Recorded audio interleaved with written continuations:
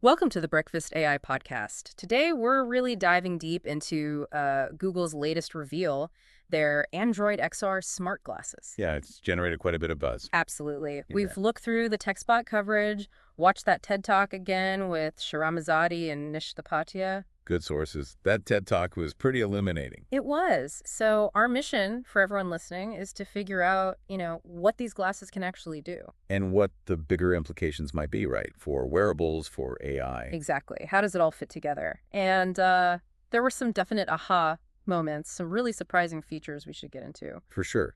This demo felt, well, significant. It wasn't just talk.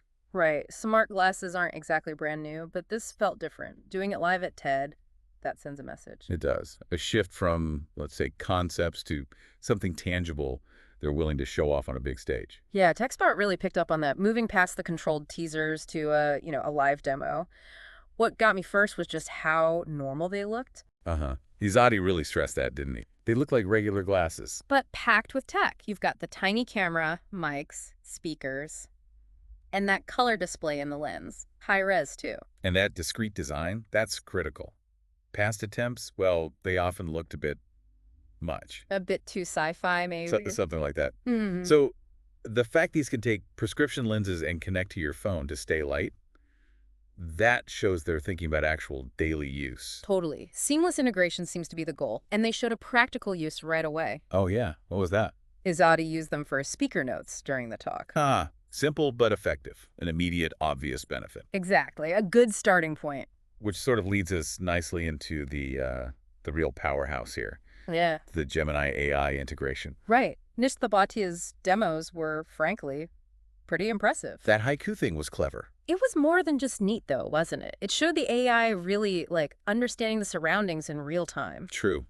Contextual awareness. But I think what TechSpot called the visual memory part, that's where it gets really interesting. You mean recalling the book title, Atomic Habits. Yeah, that, just from a quick glance. Yeah. And finding the lost hotel key card near the music record. Right. It's not just seeing objects, it's understanding context, relationships between things, remembering details maybe you didn't even consciously clock. That's it. And the interaction felt so natural. How so? Well, Batia just asked Gemini questions, using natural language, and the AI used what it saw and remembered to answer. It didn't feel clunky. Yeah, that interaction between seeing and talking seemed very smooth. And then the language barrier thing, Just learn translation, that was something else. English to Farsi, just like that, and then switching instantly to Hindi when Batia spoke it. No fiddling with settings. And having Izadi, who understands Farsi right there, Huh. that added some real weight to it. You could see it worked. The potential there is just enormous, isn't it? Travel, international meetings. Or just everyday life in diverse places. Being able to understand and be understood, spoken or written text. That's huge. It really could be. And it wasn't just speech, right? It translated that sign, too. The private property sign, yeah. Handling both modes, text and speech, so easily was impressive. Thinking about it, the accessibility implications are pretty profound, too. How do you mean? Well, for people with hearing impairments, maybe, or just anyone in a place where they don't speak the language, real-time translation could be a game changer. That's a really good point. Enhancing communication for everyone. And the demos kept coming, identifying that Teddy Swims album. And offering to play a song straight away. Yeah, it's like the physical world becomes a direct interface to your digital stuff. Your surroundings trigger actions. Making the world interactive in a new way. The navigation demo felt similar. Oh, the 3D map overlay. Exactly. Projected right there in your vision. Yeah. Could definitely make exploring new places way easier. Less looking down at your phone all the time.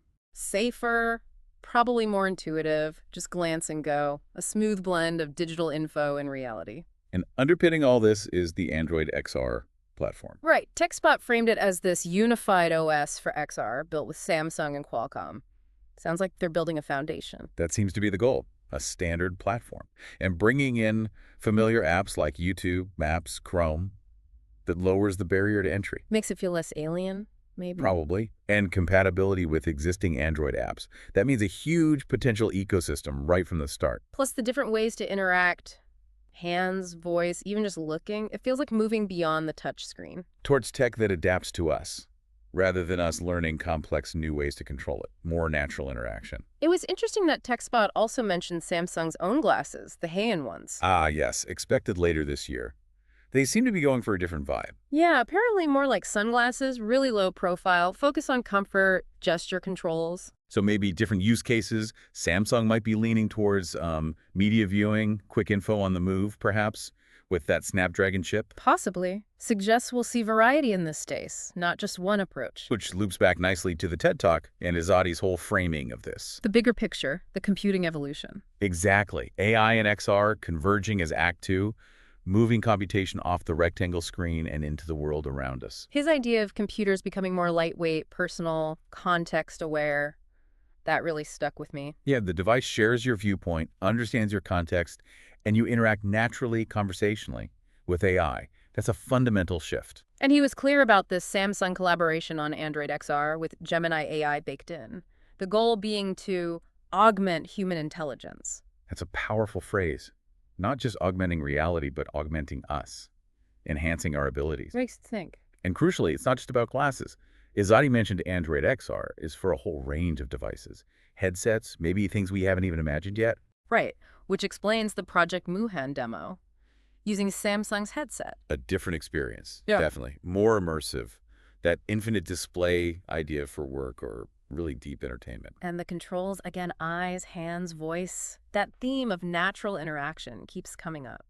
With Gemini acting as a sort of conversational helper inside that virtual space. The examples they used really showed that off, like organizing a trip plan just by talking. Or exploring Cape Town on that 3D map, asking about Table Mountain, like having an expert guide right there with you. Yeah, and the snowboarding bits were fun, but also showed real capability. Identifying the trick, the backside 540 with the grab. And figuring out the location, Mount Bachelor, just from the video. Even doing that funny horror movie narration. It shows the AI's versatility in understanding complex visual information, not just static images. And the Stardew Valley example, getting game hints from Gemini. That shows practical help even in purely virtual worlds. Definitely. Helping people learn or navigate complex interfaces. So if we pull it all together, what are the big takeaways from these demos? Well, you've got visual memory, definitely. Real-time translation across languages. Deep contextual understanding. On-demand help, connecting the physical and digital seamlessly.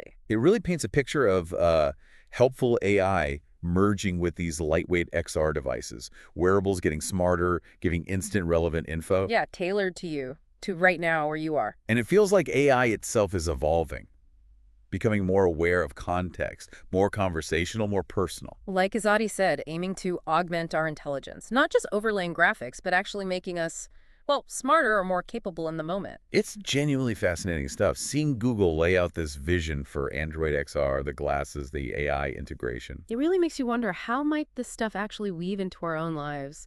Work, learning, just getting around. Which kind of leads to a final thought maybe for our listeners to chew on. Go for it. How would having an AI assistant, one that sees what you see, integrated right into your vision, how would that actually change how you perceive the world or how you access information? That's a deep one. What new things might become possible that we didn't even cover today?